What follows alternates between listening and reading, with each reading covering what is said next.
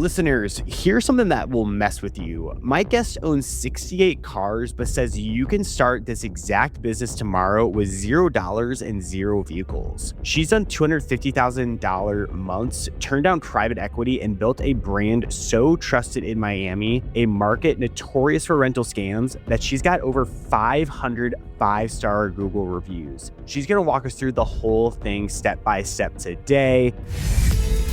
This is Ryan Atkinson, and you're listening to the podcast where we lay the blueprint of successful businesses so you can do the same. And today, I am so excited to welcome Natalia Zorina to the show today. Natalia, thank you so much for being here. So excited to have you.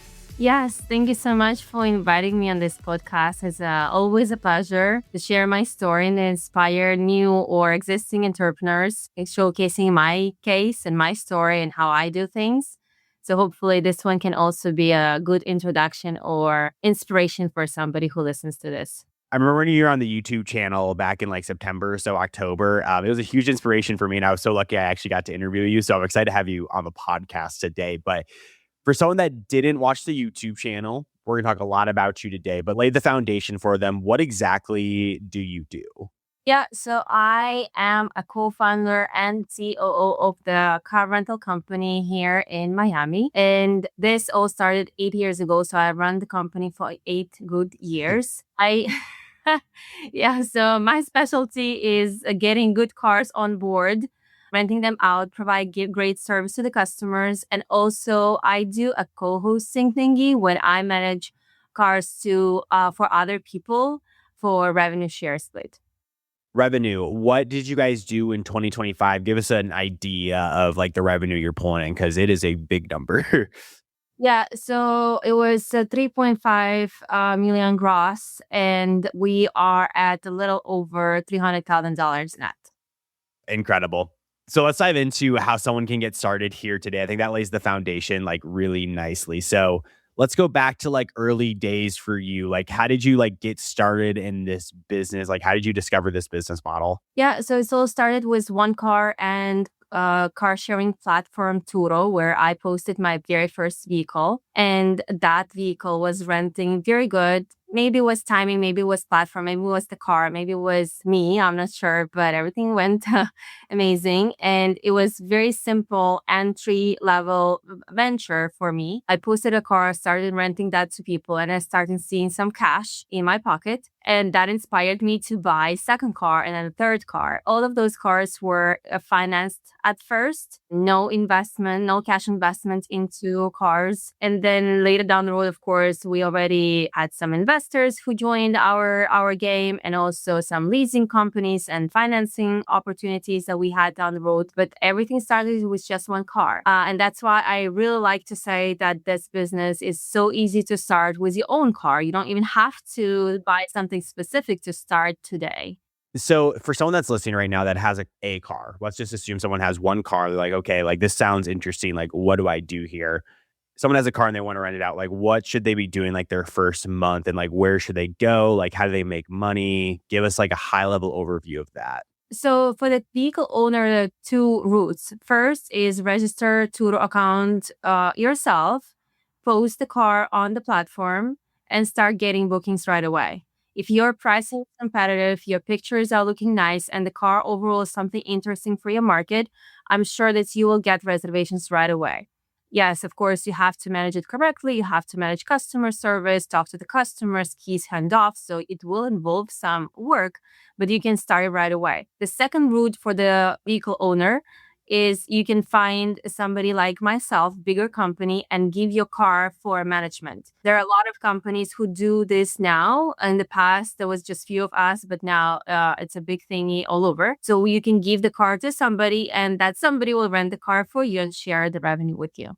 If you could advise someone that's just getting started, what would you advise them to do? Should they do the Turo? Should they go to the management company? What do you think is best for that individual? Obviously, everything's case by case, but what would you suggest? I would suggest to determine what is your end goal. If you're trying to build a business, even a small business out of all this, then of course you have to do it yourself, at least at the very beginning, to learn about how everything works. So you gotta make that profile on Turo and rent the car yourself. So you learn, and possibly you will grow this and scale yourself. If you are not planning to develop this as a business, and this is something that you just want to, for example, help yourself with the car payments at this specific point of time, then of course it's more reasonable to give the car to somebody else so they can manage it for you and you don't invest your time into this venture. I'm going to ask the question here because I know people are going to be wondering this as well. Okay, I'm going to rent my car to someone. Holy smokes, they just totaled my car. Am I out of money? How does that work? I'd be curious. I mean, I know how from the YouTube channel, but for our listeners, how does it work? Good, I'll be happy to share. If we're assuming that everything is done right, correctly, and properly, there is an insurance coverage for every single rental. Every time somebody rents the car is insured. Whether it's insured by the Turo insurance or personal insurance of the customer or over-the-counter product that they purchase when they walk into our company, and in case they're international and they don't have insurance in the States, they just buy it. That's called over-the-counter. In all these instances, the car is insured. And if it is total, just like you suggested, then it's not a big worry because insurance company is going to pay the actual cash value of your car. So you have money returned to you or returned to the bank. And if you owe to the bank less than actual cash value of the car, the portion of that money actually goes to you as well. So you are protected. There is insurance coverage all over the place. And that's how it's supposed to be. Of course, some people may take a huge risk and rent with no insurance, but I don't talk about those cases as I do things right and eliminate as much risk as possible. Yeah, I feel like that's the really important part of all this is like, how do you eliminate risk? And like, I'm thinking my own car, like if I lost my car because I was renting it out, like, oh, I'd be crushed. So that makes me happy to hear there's something there. Okay, so someone's doing this for a while. They're on Turo. They get their first car. Like, okay, I'm ready to like expand after this. I'm actually going to go buy a car to add to my fleet. What's like a good like vehicle make, model, year that can like hit that sweet spot for something that's like always in demand? I won't be able to name a specific car for every market because every market is so much different. I can definitely give advice at what to look for at the first moment when you're thinking about buying a car. And the answer is depreciation. There could be a great car which you think is a great fit, and competitors' listings show you that it is in demand and it's being rented all the time. But if that's like newer Range Rover, let's say, do not buy because you're going to lose a lot of money. These cars depreciate as hell, right? Every electric car, don't buy it new or even close to new because you're going to take all the depreciation. And if you fairly calculate how much money you're really going to earn throughout the 3 or 4 years, how depends on how long you keep the car, you will see that there is no revenue in there at the end of the day. That's why I prefer not to name a specific car make or model as it is really different market to market. But that's my biggest advice. Look at the depreciation right away over anything else. Are you working a 9-to-5 but dream of entrepreneurial freedom? Look no further than the Upflip Academy, the #1 entrepreneurial platform with 20 plus step-by-step courses taught by active business owners, live workshops, hands-on skill training, a business idea database, and a thriving entrepreneur community to keep you accountable. Click the link in the description below to join the Upflip Academy today and make this the year you stopped dreaming and started building your business without guesswork. It's fun how like you finance some of your first cars. So you can kind of give us like the story about like how you did it early on. Yeah, so when I did it early on, I had no social security numbers, so I could not get proper good financing or leasing. So I had to accept very high interest rate deals. That was eating up my margin at that time, but that was my only possible introduction into vehicles financed. And I would simply go to the car dealership and open the vehicle loans, very often multiple loans at the same time under each name. So it was under my name and my husband's name. And then we started introducing the co-hosting. As I said, that was the big thing, as you can have more cars with zero investment and zero commitment to the banks. That's super cool. It sounds like it's such like a fun business model to like be in, but like what are some of those things that people get wrong like early on? And I'd love to hear any stories from you. Like, are there any costly mistakes you made early on in your journey with this? Yeah, the costly mistakes are with all these damages, total losses, and car accidents and theft that is happening in this business a lot. And I've heard even from very experienced hosts with over 10 cars when they just fail on the part of doing their due diligence with the renter. For example, if you working with Turo and you don't check driver's license, you may release the car to somebody else, and then if something happens, there's no coverage to that rental. That means that they damaged the car and this loss is yours. And that's a huge mistake that may cost you the whole business that you're trying to build, right? Same thing if you're doing private rentals, not Turo, and you failed to verify insurance properly and you release the car to somebody who apparently does not have no insurance coverage, then this person damages the car. And if they return you a car not in one piece, this is your loss and your responsibility, and nobody's going to help you out because there's no coverage to that. So those mistakes with insurance coverage and following policies of platforms like Turo can cost a big dollar to everybody who does business. That's why avoiding these mistakes will really save you from failing in this business. But avoiding them is quite easy, by the way. You just really have to structure things out, learn them, and follow so you don't fail on these. Did that ever like happen to you of like, did you ever like overlook a driver's license or something and a car got like completely totaled or anything? Has that ever like happened to you? Well, when I never had a situation when we gave the car to somebody wrong, nothing like that. The only story that I can think of and share with you, we have it ongoing now. We had a Corvette that was rented to an individual. We verified insurance coverage over the phone. It was his private insurance. I believe that was Geico. And the vehicle was stolen from the renter.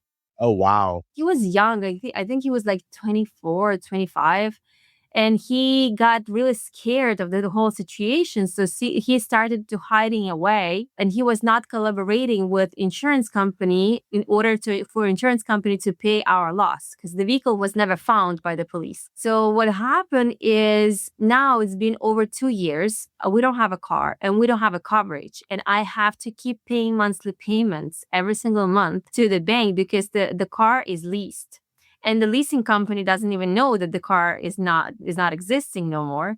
So what this is about is, even though we made everything correctly, there is a risk. Now, will I get my money at the end of the game with Geico and this renter and everything else? Yes, of course I will. The attorneys working, there's a lawsuit against the renter, against the insurance company. We're going to get paid. But all this time, we're making monthly payments and paying the interest rate which we are not supposed to pay. Now, what this story is about is that I never had a mistake to be done, but still the risk is there. This type of situation, I have it once in 8 years.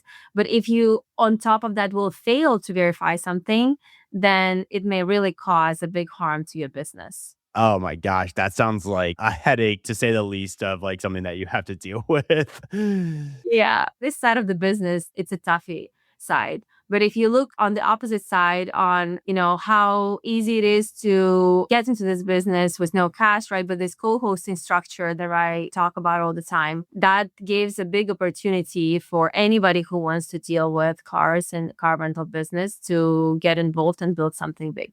That was gonna be my question is like anyone can get involved with this. I mean, did you ever think you were gonna be involved in something like this? Or like I'd love to hear that because obviously you've grown it to over $3 million a year now. I mean, did you ever think you'd be doing such a large business with this exact business model? No, I didn't really plan. As I explained, that was quite spontaneous, just one car and start building on top more and more and more. Now, what happened to me, and I think what's happening with a lot of folks in this business, and that's a vision for somebody who wants to do it in the future. Once you finance or co-host, let's say 10 cars, then you can go to the bank or the leasing company and present yourself in a good standing, like, hey, look, I'm already renting this many cars. Here's my profit margin. This is how I do it. These are my expenses.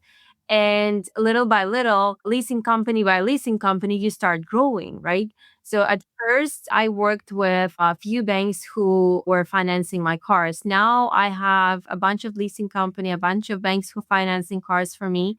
And there are so many opportunities where you can take this case to this business to show that to them, and they will give you funds to grow and scale. You're bridging me nicely here because I was also going to ask, like, it's one thing to have like one or two cars, but actually scaling this to however much you want to do a month, like, what have been the biggest difficulties that you have faced when it comes to actually scaling? Like, what you know now, like, how should people scale this, like, in the best way possible?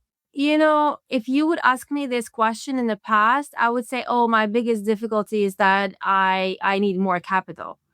But now I have more than enough access to capital, but my biggest boundary now is really labor. It's really interesting, but I replace a lot of labor with AI now and building huge projects with automations and replacing humans by AI, because to scale, I need to eliminate human factor as much as possible, even with this insurance verifications. And luckily now we have access to all these technologies that were just released like few years ago. If you think about it, this AI did not exist even a few years ago. So yeah, my biggest thing now is that elimination of the human factor, and people need to sleep at night and cannot answer messages.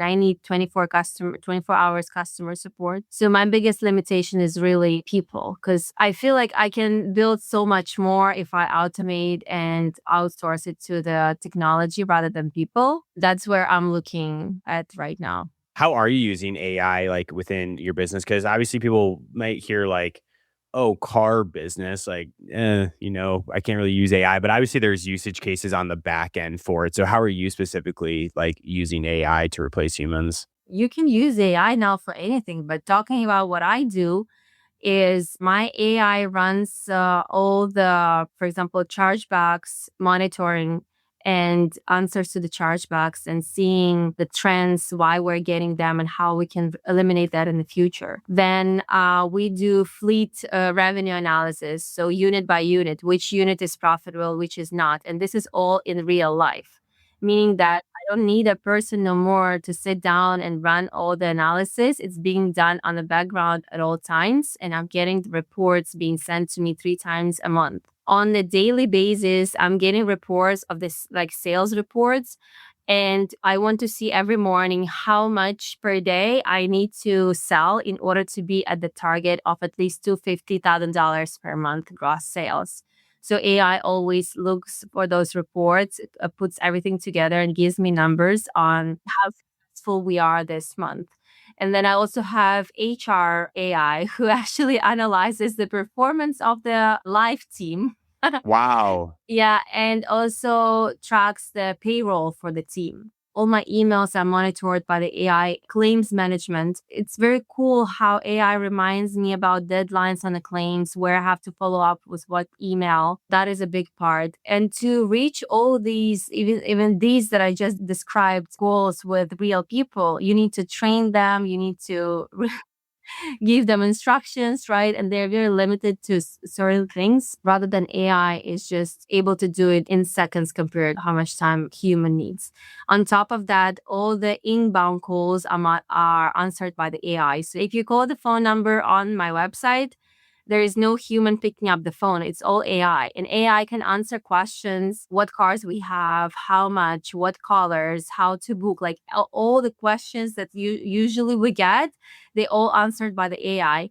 And then text messages are also monitored by the AI. So if my sales rep is busy on the phone, let's say, and not answering messages right away, AI steps in and answers in the message thread right away by reading all thread, like all the conversation in this thread, understanding what they were talking about previously, and answering so much, like so perfectly.